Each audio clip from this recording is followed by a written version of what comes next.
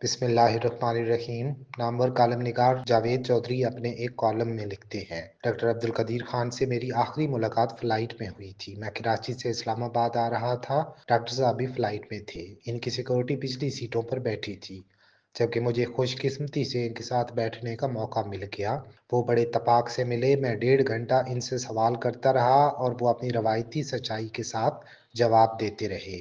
میں نے آخر میں ان سے پوچھا، جنرل پرویز مشرف نے آپ کے ساتھ جو کیا اس پر آپ کو افسوس ہوا؟ ڈاکٹر عبدالقدیر خان کا جواب تھا، مجھے شروع میں بہت افسوس ہوا تھا۔ میں ہفتوں ڈپریشن میں رہا، مجھے اپنی حالت پر رونا بھی آ جاتا تھا۔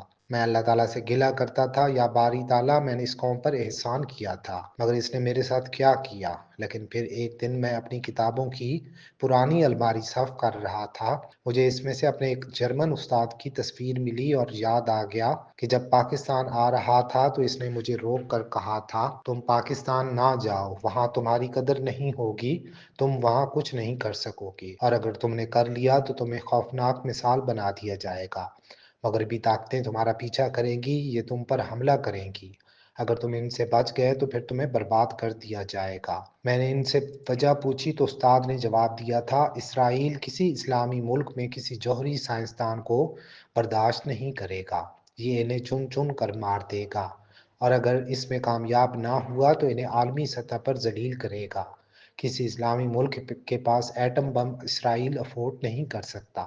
یہ تمہارا بھی پیچھا کرے گا، تمہیں کام نہیں کرنے دے گا، لہٰذا تمہاری کامیابی کے امکانات صفر ہیں، اور اگر تم کامیاب ہو گئے تو یہ نیوکلیر پاور پلانٹ کو تباہ کر دے گا اور تمہیں اپنے ہم وطنوں کی نظروں میں ذلیل کرا دے گا، اور تاکہ تم جیسا کوئی دوسرا آگے نہ بڑھ سکے۔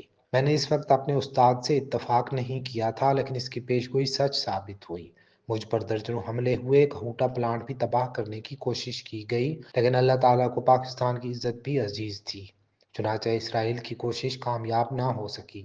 یہ لوگ بڑے کینہ پرور ہیں، یہ ہار نہیں مانتے، لہٰذا انہوں نے مجھے جنرل پرویز مشرف سے ذلیل کرا دیا، مگر یہ اس کے باوجود میرا کچھ نہیں بگاڑ سکے۔ لوگوں کے دلوں میں میری عزت آج تک برقرار ہے، اس میں ذرا برابر فرق نہیں آیا۔